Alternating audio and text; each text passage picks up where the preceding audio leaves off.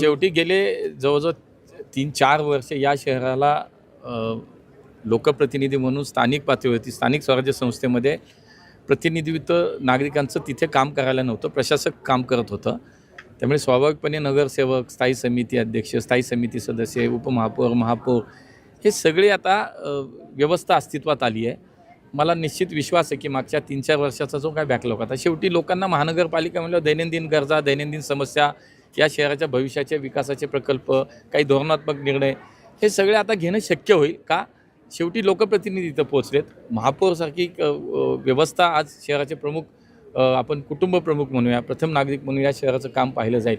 मला विश्वास आहे की खूप चांगलं काम आमची लोकं करतील आणि अशीच लोकं आज 119 लोक जे काही पुणेकरांनी निवडून दिली. मी खरं तर पुणेकरांना धन्यवाद देईन की पुण्याचा महापौर पुन्हा एकदा पुणेकरांनी भारतीय जनता पार्टीचा केला आहे. त्यामुळे आमची जबाबदारी वाढली आहे. आम्ही या सगळ्या पदांकडे, कुठले पद असो, या पदांकडे आम्ही जबाबदारी म्हणून पाहतो. आमची ती नैतिक जबाबदारी आहे, आमचा तो संविधानाने दिलेला जबाबदारीचा अधिकार आहे. म्हणून मला असं वाटतं की ती जबाबदारी म्हणून आम्ही पाहतो. या शहरातल्या नागरिक समस्या असतील, या शहराच्या भविष्याचा विचार असेल, याच्यावरती आमची माणसं खूप चांगलं काम करतील. पण पुणेकरांनी जी संधी आम्हाला दिली त्यासाठी पुन्हा एकदा मी पुणेकरांना धन्यवाद. राहिली नाहीत, सुरू आहेत, राहिली नाहीत कामं, बरीच कामं करायचीत, अजून नक्की करायची.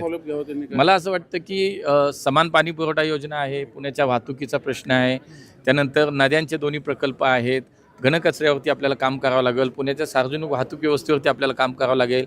मोठ्या प्रमाणात आता केंद्र सरकारच्या माध्यमातून आपल्याला बसेस प्राप्त होतात, ई बसेस त्या येत आहेत. त्यामुळे मला असं वाटतं की एकूण सर्वांगीण शहराचा, शेवटी शहर नुसतं नाही, आता समाविष्ट गावांचा सुद्धा इतका मोठा भाग आपल्याकडे आला आहे. त्यामुळे शहर आणि उपनगर आणि समाविष्ट गावं या सगळ्यांचाच एकत्रितपणे विचार करून एक सर्वसमावेशक, संतुलित अशा प्रकारचा पुण्याचा विकास, एक शहरात देशातलं चांगलं शहर. आजही तुम्ही बघा, मोस्ट लिव्हेबल सिटी म्हणून जो काही इंडेक्स आला महुआचा, त्याच्यामध्ये सुद्धा आज देशामध्ये राहण्याचं सर्वोत्तम शहर आपलं पुणेच आहे.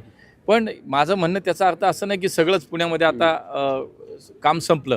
काम खूप आहे, काम खूप करायचं आहे अजून.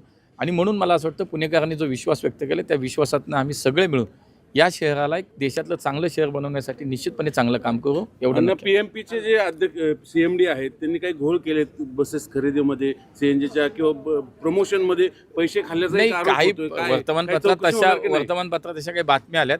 मी नक्की त्याची माहिती घेईन.